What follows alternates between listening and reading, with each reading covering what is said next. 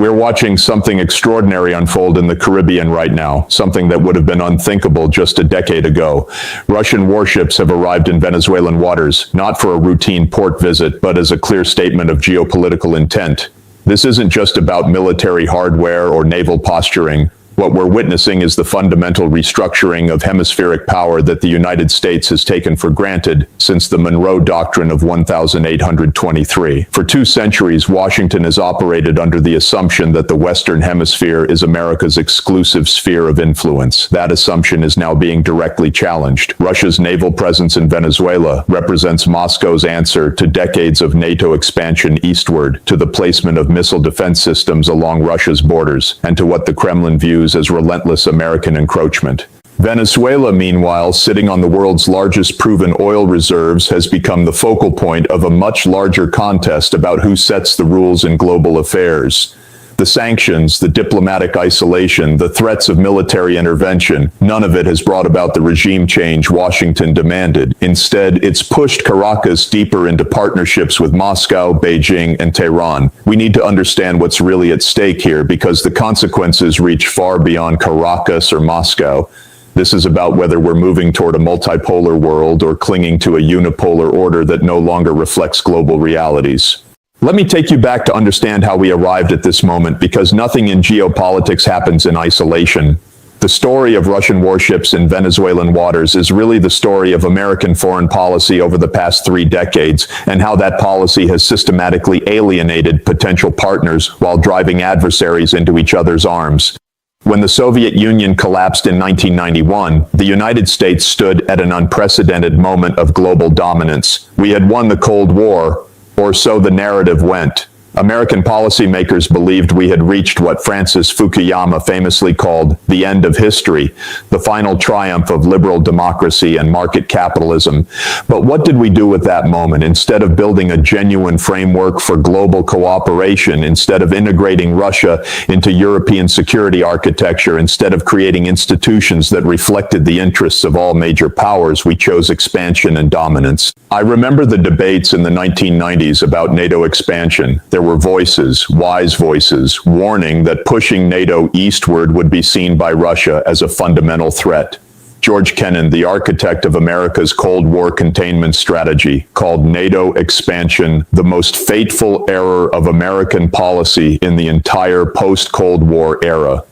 He understood what our political leaders refused to acknowledge, that Russia, regardless of who governed it, would view NATO forces on its borders as an existential threat. But we didn't listen. We expanded NATO first to Poland, Hungary, and the Czech Republic. Then came the Baltic states, Bulgaria, Romania, Slovakia, Slovenia. With each wave of expansion, we told ourselves we were spreading democracy and security. But what we were really doing was building a military alliance right up to Russia's doorstep while excluding Russia from any meaningful role in European security. The turning point came in 2008 at the NATO summit in Bucharest, when the alliance announced that Ukraine and Georgia would eventually become members. For Russia, this was a red line crossed. Ukraine isn't just another country to Russia, it's the cradle of Russian civilization, the birthplace of the first Russian state in Kyiv. The idea of NATO forces in Ukraine, of American missile systems just a few hundred miles from Moscow, was something no Russian government could accept, regardless of its political orientation. And yet we pushed forward, believing that Russia was too weak to respond, that history was on our side, that we could reshape the entire post-Soviet space according to our preferences without consequences. Now, you might ask, what does all of this have to do with Venezuela? Everything, because American foreign policy has followed the same playbook in Latin America that it followed in Eastern Europe. We've assumed that the Western Hemisphere is ours to manage, that governments in this region exist at our pleasure, and that any country that defies Washington must be isolated, sanctioned, and ultimately overthrown. Venezuela's story is particularly instructive. Hugo Chavez came to power in 1999 through democratic elections, winning with a platform of using Venezuela's oil wealth to benefit the poor majority rather than the traditional elite. Whatever you think of Chavez's policies, and there's plenty to criticize, he was democratically elected. But because he challenged American corporate interests, because he used Venezuela's oil revenues for social programs rather than funneling profits to international oil companies, because he built alliances with Cuba and other countries Washington didn't approve of, he became a target. The United States supported a coup against Chavez in 2002. It failed, but our hostility never wavered. When Nicolas Maduro succeeded Chavez after his death in 2013, Washington intensified the pressure. We've imposed wave after wave of sanctions, not targeted sanctions against specific individuals, but comprehensive economic sanctions designed to strangle the entire Venezuelan economy. These sanctions have blocked Venezuela from accessing international financial markets, prevented the country from selling its oil, frozen billions of dollars in Venezuelan assets, and created a humanitarian catastrophe. The United Nations estimates that tens of thousands of Venezuelans have died as a direct result of these sanctions. Millions have fled the country, creating a refugee crisis throughout Latin America. And what was the justification? Democracy and human rights, we're told. But if we cared about democracy, we wouldn't be partnering with Saudi Arabia, Egypt, or dozens of other authoritarian regimes. The real issue is that Venezuela refused to accept American dominance. This brings us back to Russia's naval presence. When you're a country under siege, when the world's most powerful military is openly discussing regime change, when your economy is being deliberately destroyed by external sanctions, you look for allies wherever you can find them. Venezuela found them in Russia, China, and Iran, other countries that have experienced American pressure and understand the value of standing together. Russia's relationship with Venezuela isn't primarily about ideology, it's about geopolitics and mutual interest.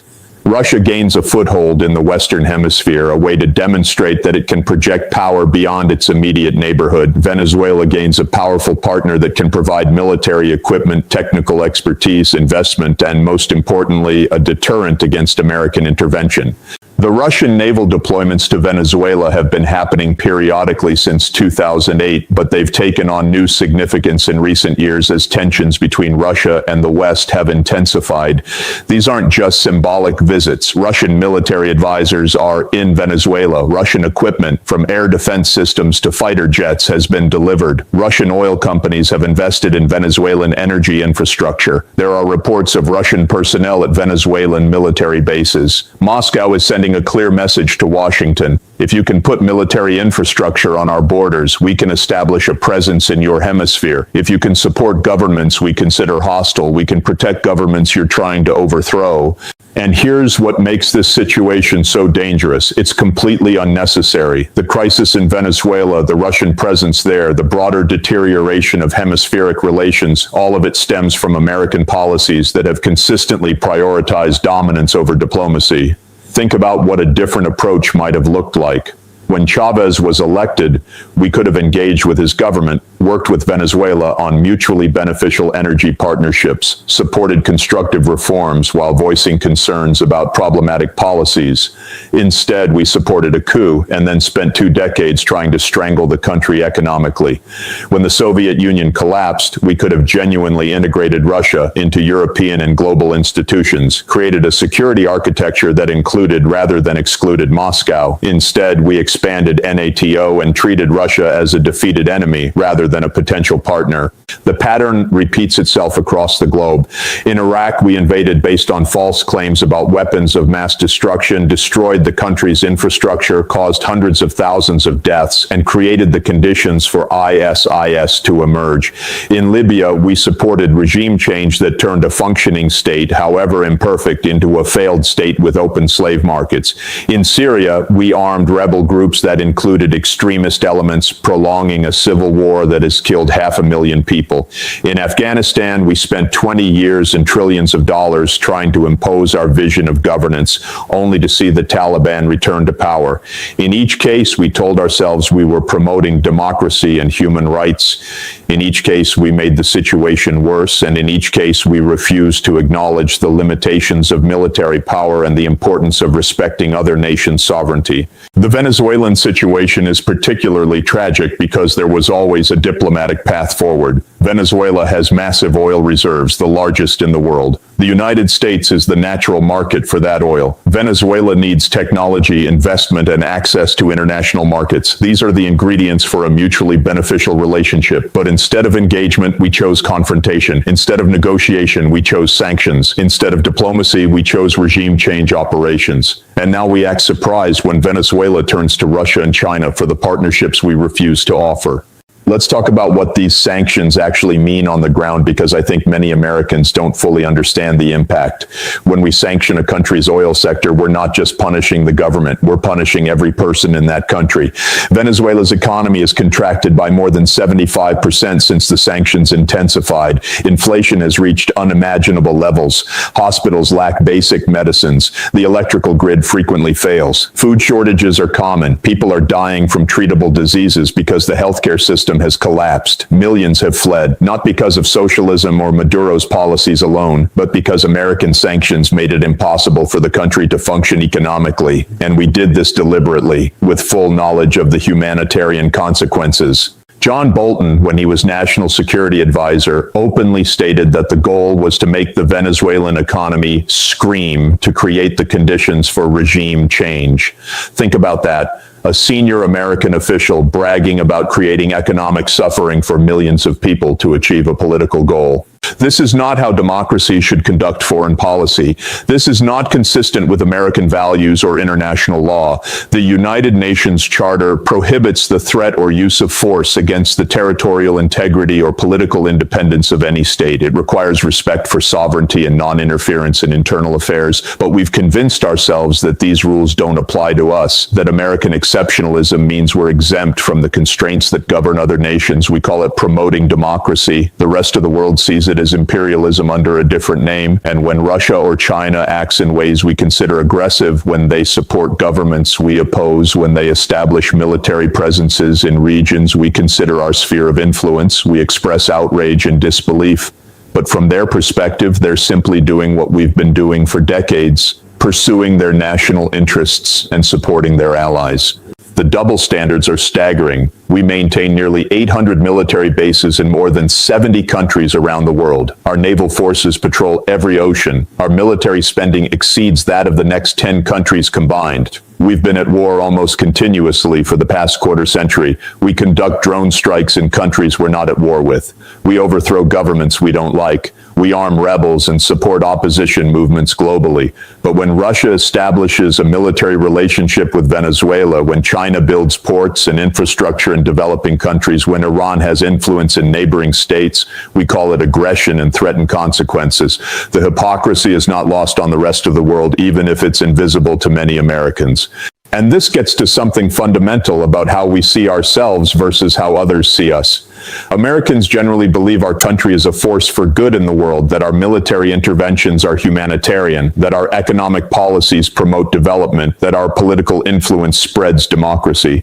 This isn't entirely false. American aid has saved lives. American technology has advanced human progress. American ideals of freedom and equality have inspired movements worldwide. But it's also incomplete and self-serving. For every country we've helped, there's another where American intervention has caused chaos. For every successful democracy we've supported, there's an authoritarian regime we've propped up because it served our interests. For every humanitarian mission, there's been a war of choice that killed thousands and solved nothing.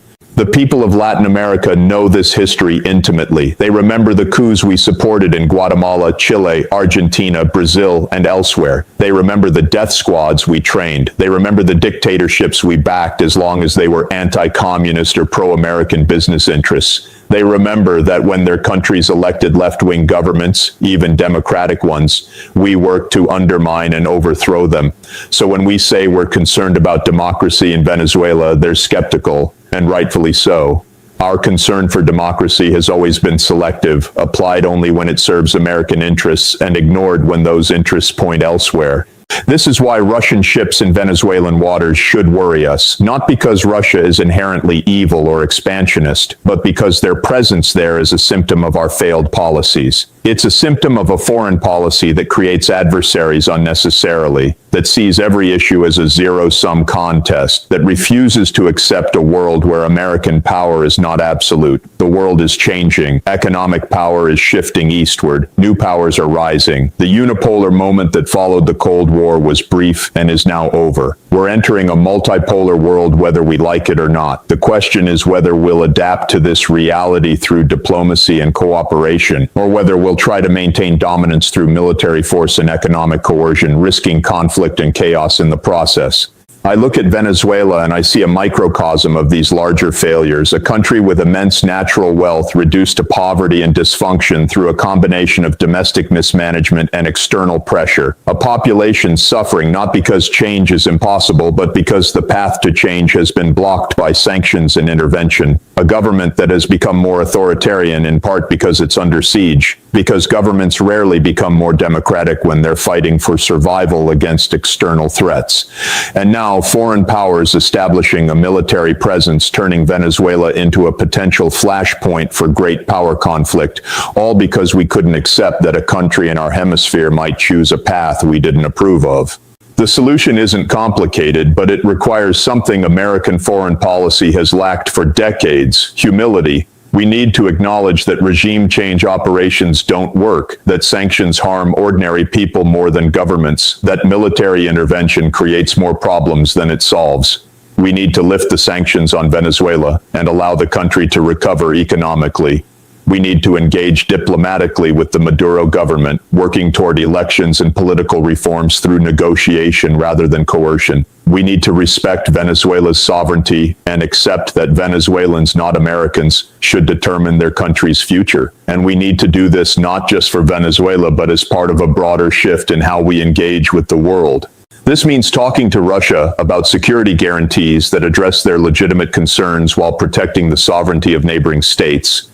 It means working with China on global challenges like climate change rather than treating them purely as a strategic competitor. It means ending the forever wars that have consumed American blood and treasure while making us less safe. It means rebuilding international institutions and accepting that in a multipolar world, we'll need to compromise and cooperate rather than dictate and dominate. It means understanding that stability and peace come from addressing the legitimate grievances and interests of all parties, not from imposing our will through force. None of this means abandoning American values or interests. It means pursuing them more wisely. A Venezuela that can sell its oil and trade freely is a Venezuela that's more stable, more prosperous, and ultimately more democratic than a Venezuela under siege.